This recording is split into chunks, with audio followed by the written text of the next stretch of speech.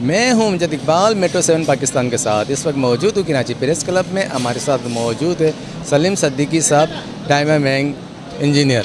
जनाब, आज dynamic engineers of Pakistan की जानिब से अफ्तार पार्टी में आए हुए हैं हम लोग सारे, और मुझे देख के बड़ी खुशी है कि कराची के जो अहम इंजीनियर्स हैं, बड़े बड़े इदारों के सरबराहान यहाँ मौजूद हैं। और ये मैं समझता हूँ कि देखिए, education is the backbone of a nation. तो जहाँ एजुकेटेड नेशन होगी तो वो नेशन मजबूत होगी, और हमारी नेशन का दारोमदार इन इंजीनियर्स पे हैं। तो क्या वजह है कि कनाडा और अमेरिका हमारे सारे इंजीनियर्स को फ़ौरन ले जाता है यहाँ से। तो हमें ज़रूरत ये है कि अपने जो इंजीनियर्स हैं उनको हम इकट्ठा करें एक प्लेटफॉर्म पे, और पूरे पाकिस्तान के इंजीनियर्स मिल के हर शहर में प्यारी प्यारी अच्छी अच्छी 5-5, 10-10 बिल्डिंगें बना डालें, और इससे ये मुल्क जो है बहुत आगे बढ़ सकता है। हर सिटी को एक मॉडल सिटी बना दें और पाकिस्तान को तरक्की याफ्ता मुल्क की सफ़ में शामिल कर दें। कराची प्रेस क्लब एक बहुत अच्छा प्लेटफॉर्म है, बड़ा यहाँ पे मज़ा है। यहाँ पे सारे जो दोस्त हैं और अहबाब हैं उनके लिए एक अफ्तार पार्टी रखी गई है, और उसके सिलसिले में काफ़ी खुशगवार और रौनक भरा एक मौका था, और ऐसी तकरीबात और रखनी चाहिए। और इसमें बड़ा मज़ा भी आया और सब ने काफ़ी इंजॉय भी किया। देखें जी, ये इंजीनियर्स बरादरी का फ्रेटर्निटी का एक बहुत बड़ा मौका है, जिसमें इस पाक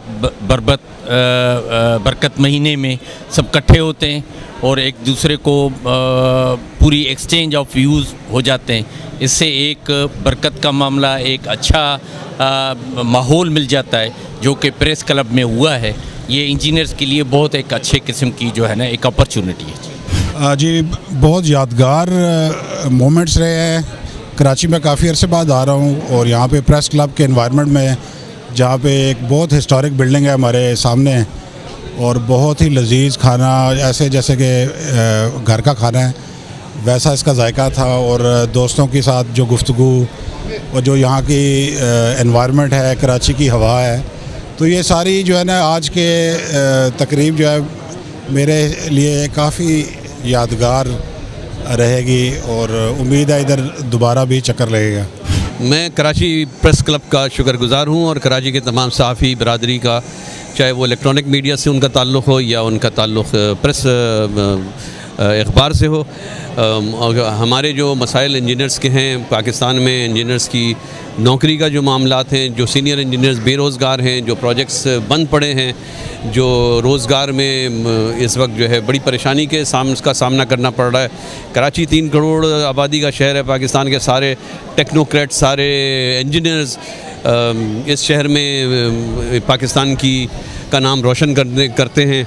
लेकिन अगर इंजीनियर्स बेरोज़गार होंगे, अगर उनको जो है रोज़गार फराहम नहीं होगा, तो न सिर्फ एक तरफ से गुर्बत और गिरानी आएगी, बल्कि मुल्क का भी जो है फट्टा बैठ जाएगा। मुल्क की तरक्की के लिए इंजीनियर्स का बाअमल होना, उनके लिए रोज़गार होना, उनके लिए मौक़े होना बहुत ज़रूरी है। पहले ही ब्रेन ड्रेन हो गया है। बहुत ही ज़हीन लोग जो पाकिस्तान के थे वो Canada, America, Saudi Arabia, United Arab Emirates और दूसरे ममालिक जाकर अपने काम कर रहे हैं, अपने रोज़गार का बंदोबस्त कर रहे हैं, अपने बच्चों को पालने के लिए मेहनत मजदूरी कर रहे हैं। लेकिन अगर सारे ज़हीन लोग इस मुल्क से चले जाएंगे, अगर सारे इंजीनियर्स इस मुल्क से चले जाएंगे, तो फलक शिगाफ इमारतें, ये बड़ी बड़ी तामीरात, ये रोड्स, ये हाईवेज़, ये बिल्डिंग्स, ये ब्रिजेस, ये कौन बनाएगा?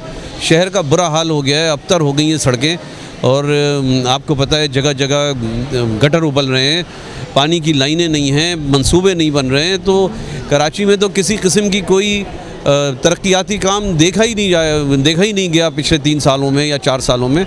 तो इसलिए मैं इंजीनियर्स बरादरी को सलाम पेश करता हूँ, और पाकिस्तान में मौजूद इंजीनियर्स के हवाले से आज मैं उनके लिए ये मुतालबा करता हूँ कि इंजीनियर्स के लिए सरकारी तौर पर भी और निजी शोबों में भी भरपूर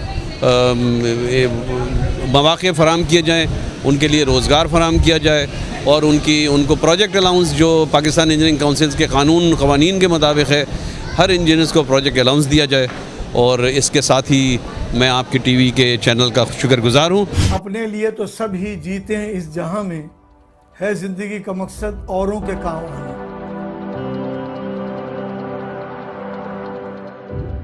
आपका थोड़ा बहुत दिया हुआ भी किसी की ज़िंदगी में इनकलाब पैदा कर सकता है। दुनिया में सबसे अच्छे लोग वही हैं जो दूसरों के काम आते हैं। रकम छोटी भी हो तो किसी चेहरे पे मुस्कुराहट आ जाए तो यकीनन आपका दिया हुआ अल्लाह की बारगाह में कबूल होगा। आइए अल मुस्तफ़ा से राब्ता कायम कीजिए कि खुद आपकी ज़िंदगी में भी एक इनकलाबी तब्दीली आ जाएगी।